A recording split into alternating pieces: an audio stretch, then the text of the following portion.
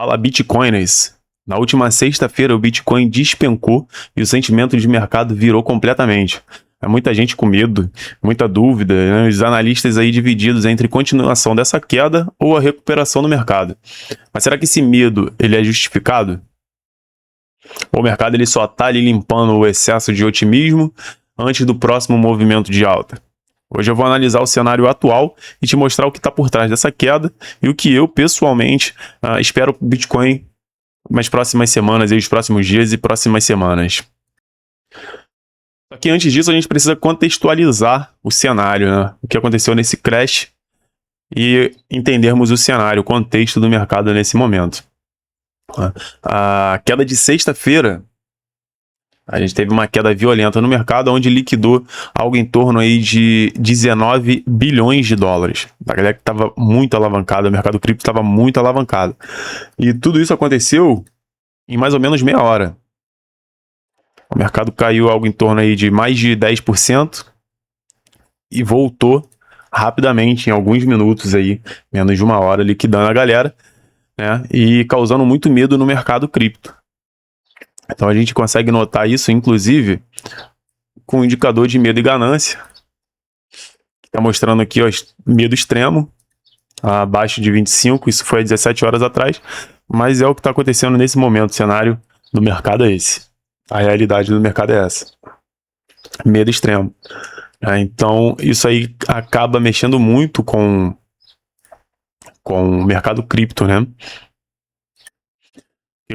Os mercados em si, eles gostam de ter perspectiva do futuro. Então, quando não existe uma previsibilidade do que está para vir, então o mercado ele realmente entra em pânico muitas das vezes, né? Ainda mais depois de um crash como esse. Então, quando não há essa perspectiva de futuro, o mercado ele não sabe o que fazer. O mercado gosta de certezas.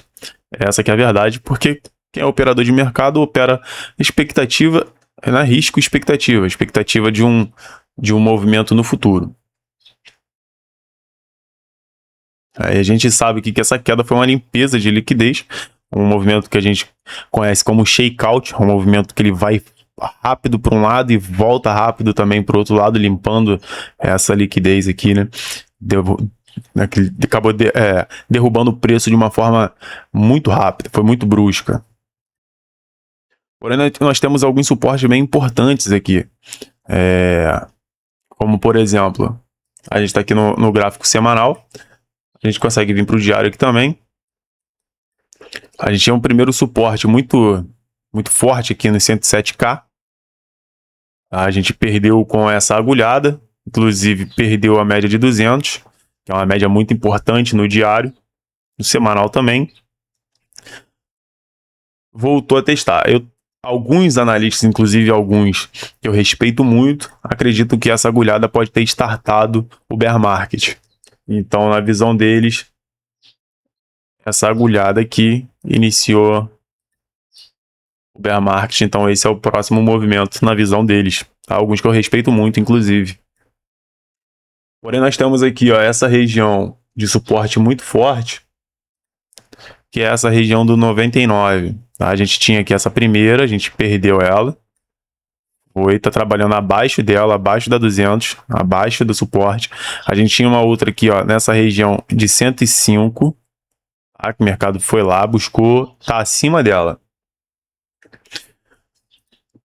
Tá trabalhando acima dessa região e abaixo desse último suporte. Tá? Então a gente não sabe ainda se o preço dá continuidade na baixa ou se ele volta. O ideal era ele trabalhar acima desse suporte aqui, 107, voltar para 109, para cima de 110, para a gente aí ver uma reação positiva no preço nesse curto prazo. O último suporte que nós temos aqui, ó, é no 99, do 98 até o 100K. Esse é o último suporte. Abaixo disso daqui, realmente eu fico mais preocupado com a movimentação do mercado. Tá? Se a gente for olhar de forma gráfica, fazendo a projeção, a extensão desse movimento de correção, usando o pavio, né, que a gente faz isso aqui, o movimento, e a gente faz a extensão do movimento. Teríamos até essa região aqui, ó, de 91 mil dólares para esse preço recuar.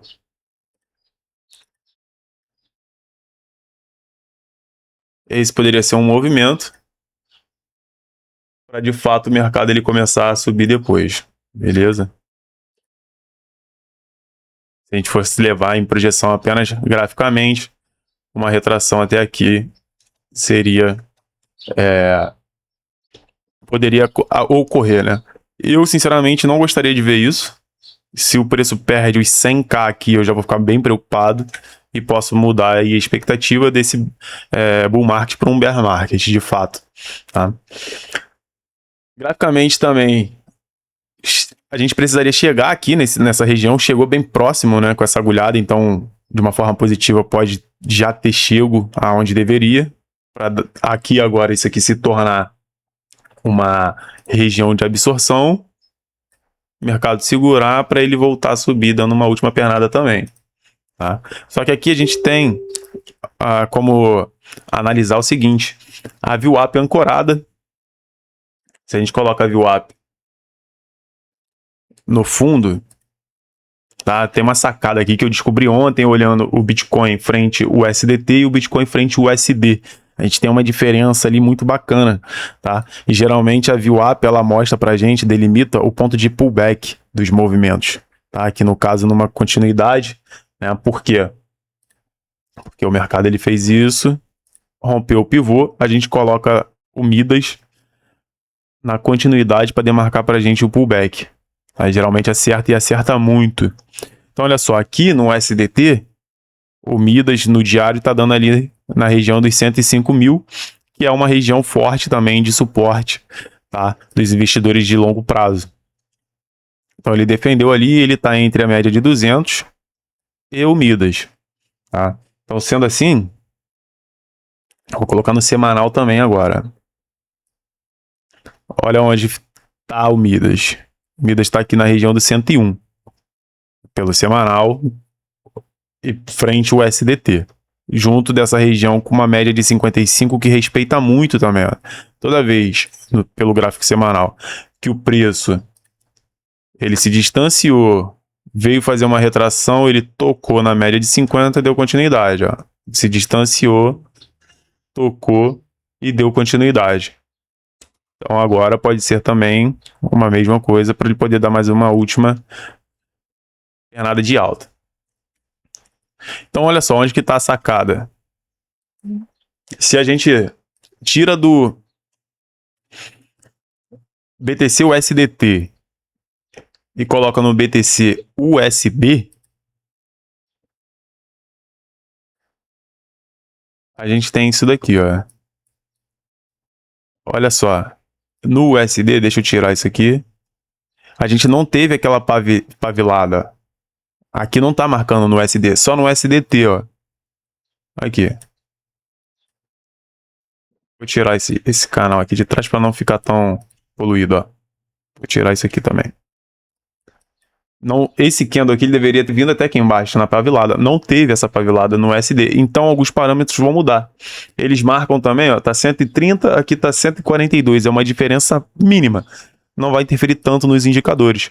Porém, como não teve essa pavilada no USD, a gente marca o Midas aqui também, ó, igualmente.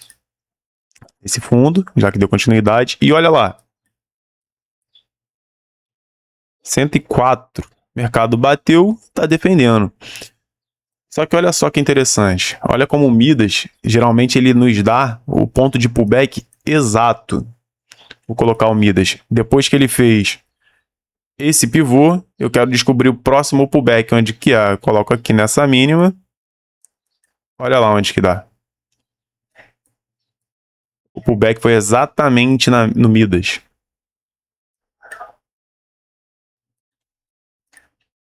Então, vou apagar isso aqui, vou apagar isso aqui. Será que aqui também não é a mesma coisa? O mercado fez o pivô.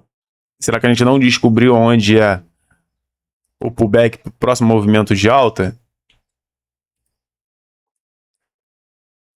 Se for olhar pelo SDT, ainda tem espaço para ele vir buscar aqui, ó, nessa região e junto da média de 55 semanas, que é uma média onde o preço, quando ele bateu, ele voltou a subir. Tá? Então, assim, a gente tem uma possibilidade alta desse mercado ele vir trabalhar, do preço vir trabalhar aqui, ó, nessa região dos 100K, beleza? Para ele poder dar continuidade aí numa alta. Então, assim, dito isso, a gente sabe que o mercado ele trabalha com a psicologia, né? Ele mexe com o sentimento das pessoas. O que a gente está vendo é medo, né? E o medo, ele é o combustível dos grandes players, de quem realmente manda no mercado, de quem consegue movimentar os preços, né? Porque o mercado ele é manipulado, ele precisa de liquidez. Né? Então, quando o varejo, né, as sardinhas começam a sair, é quando as baleias começam a entrar. Eles precisam desse sentimento de medo para eles começarem a montar as posições deles. Tá? Porque aí o mercado, ele solta o mercado sobe. Tá bom? Então é isso. O mercado ele sempre vai se mover em ciclos de euforia e pânico. Tá? Então, geralmente, o melhor momento de começar a montar suas posições é quando o mercado está em pânico. Tá? Porque o investidor que ele entende isso, ele aprende a ver o medo como uma oportunidade, tá? Não se desespera. Aí nesse momento, como eu já mostrei, tá aqui, ó, a gente está em extremo medo. Aí graficamente, como eu mostrei, a gente tem esses parâmetros ainda que podem segurar o preço. Tá? Sem contar que, de forma macroeconômica, nós temos algumas notícias boas, inclusive. O fim, né, o encerramento do QT. O que seria o QT? É uma... aqui, ó. Essa daqui é uma notícia do Bit Notícias, é um site que vocês podem dar uma olhada lá. Se colocar fim do QT ou encerramento do QT, vai aparecer essa reportagem para vocês, que é o encerramento do aperto monetário, né, dos Estados Unidos. Então isso traz mais dólares, né, para a economia, então o apetite a risco aumenta também, já que tem mais dinheiro circulando. Tá? E isso aí acaba sobrando uma parte para ativos de risco, no caso o Bitcoin também tá aí nessa cesta, né? Podemos dizer assim. Então, dito isso, qual que é a minha visão aí pro curto prazo? No curto prazo aqui pro Bitcoin eu vejo que ainda um movimento de baixa. Ele pode vir buscar de fato aqui essa região dos 99, 100K. Tá? Não se assustem se isso acontecer. É muito real se isso acontecer no curto prazo. Tá mostrando uma tendência de baixa. Tá mostrando não tá legal isso aqui. No gráfico de uma hora não tá bonito. Então, assim, no curto prazo é baixa. Se for quiser arriscar, eu acho que esperaria alguma coisa mais confirmada para começar a comprar. Ou, se você tá convicto, né, pense em uma estratégia interessante de DCA, porque graficamente no curto prazo não tá legal. Agora, no longo prazo, a minha visão de fato ainda é que o mercado ele tem mais uma pernadinha de alta para fazer. Tá? Porque aí seria basicamente isso daqui, ó, a movimentação que eu espero pro Bitcoin para final de ciclo é isso aqui, ó. A gente tem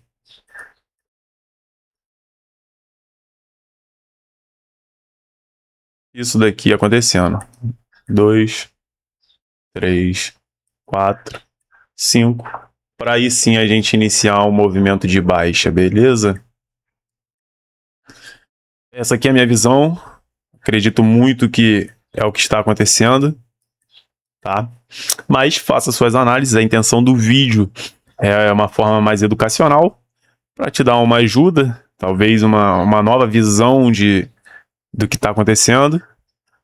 E aí você toma suas decisões. Beleza? Deixa eu ver isso aqui acontecendo. Pra galera aí da análise gráfica, a famosa cunha, né? Nada mais do que um end diagonal aí de Elliott, uma quinta onda estendida, onde ele faz renovações e depois ele vem corrigir. Certo? Dito isso, o medo, né, ele faz parte do jogo. O que diferencia o investidor amador do profissional é entender que o preço, né, o preço e o sentimento, ele se move em direções opostas. Então você vê quando o mercado ele entra em euforia, o mercado ele está muito animado, o preço cai. Aí quando o mercado ele está desesperado, com muito medo, o preço sobe, né? E aí fica o questionamento: você está com medo ou você está aproveitando esse pânico do mercado aí? Deixa aqui nos comentários, eu vou ler e vou responder. Se tiver alguma dúvida também, eu vou estar interagindo com todos vocês. Sejam bem-vindos, né, ao canal. É o primeiro vídeo e eu vou estar sempre criando mais conteúdos aí. E vamos interagindo, beleza? Muito obrigado aí por ter ficado até o final e nos vemos na próxima. Valeu!